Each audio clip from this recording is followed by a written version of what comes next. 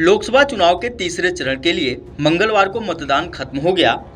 तीसरे दौर में 11 राज्यों और केंद्र शासित प्रदेशों की 93 सीटों पर वोटिंग हुई। जिन सीटों पर मतदान हुआ है उसमें से कई सीटें ऐसी हैं जहां से दिग्गजों की प्रतिष्ठा दांव पर है। इसमें गांधीनगर से गृह मंत्री अमित शाह, राजगढ़ से मध्य प्रदेश के पूर्व मुख्यमंत्री दिग्विजय सिंह, 7 केंद्रीय मंत्री और 5 पूर्व मुख्यमंत्री शामिल हैं। आइए जानते हैं तीसरे चरण की ऐसी ही कुछ हॉट सीटों के बारे में जहां इस साल कितना मतदान हुआ है। केंद्रीय गृह मंत्री अमित शाह गुजरात के गांधीनगर सीट से एक बार फिर से चुनावी मैदान में हैं। शाह 2019 में यहां से जीते थे।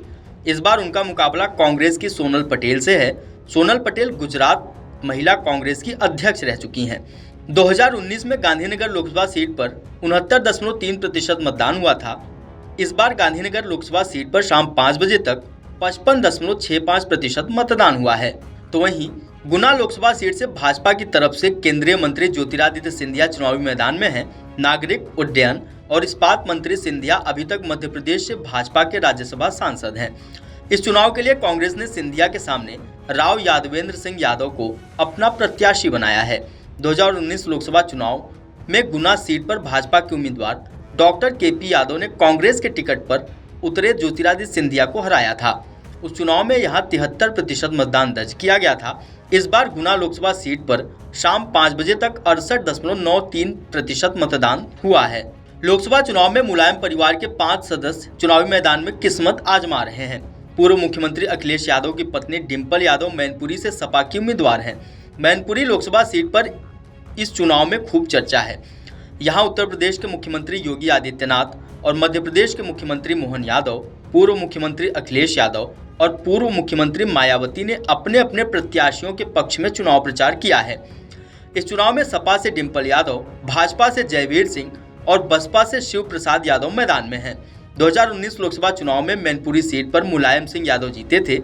उस समय यहां 58.5% मतदान दर्ज किया गया था।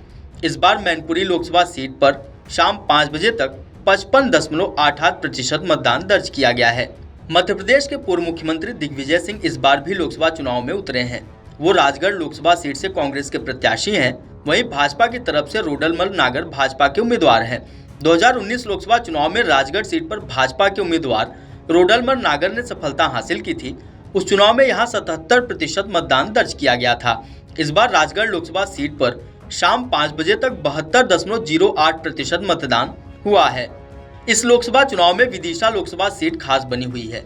इस सीट पर भाजपा ने मध्य प्रदेश के पूर्व मुख्यमंत्री शिवराज सिंह चौहान को अपना उम्मीदवार बनाया है। शिवराज मुख्यमंत्री बनने से पहले इसी सीट का प्रतिनिधित्व किया करते थे। अब अरसे बाद फिर शिवराज विदिशा के चुनावी मैदान में हैं और इस बार उनका मुकाबला कांग्रेस के प्रताप भानु शर्मा से है। भाजपा के रमाकांत भार्गव 2019 में यहां से जीतकर संसद पहुंचे थे। पिछले चुनाव में विदिशा सीट पर 74% वोटिंग दर्ज की गई थी। इस बार विदिशा लोकसभा सीट पर शाम 5 बजे तक 69.2% मतदान हुआ है। जिन मंत्रियों की सियासी किस्मत इस चरण में दांव पर है उसमें प्रहलाद जोशी भी शामिल हैं। केंद्रीय कोयला और संसदीय कार्य मंत्री कर्नाटक की धारवाड़ सीट से भाजपा के प्रत्याशी हैं। यहां कांग्रेस ने पार्टी के युवा नेता विनोद आसूती को उतारा है। भाजपा के प्रहलाद जोशी 2019 में यहां से जीतकर संसद पहुंचे थे। पिछले चुनाव में धारवाड़ सीट पर 71.1% वोटिंग दर्ज की गई थी। इस बार धारवाड़ लोकसभा सीट पर शाम 5 बजे तक 67.15% मतदान हुआ है। महात्मा गांधी की जन्मस्थली पोरबंदर से भाजपा के उम्मीदवार केंद्रीय स्वास्थ्य मंत्री मनसुख मांडविया हैं। मांडविया अभी तक गुजरात से राज्यसभा के सांसद थे। इस चुनाव में उनका मुकाबला कांग्रेस के ललित भाई वसोया से है।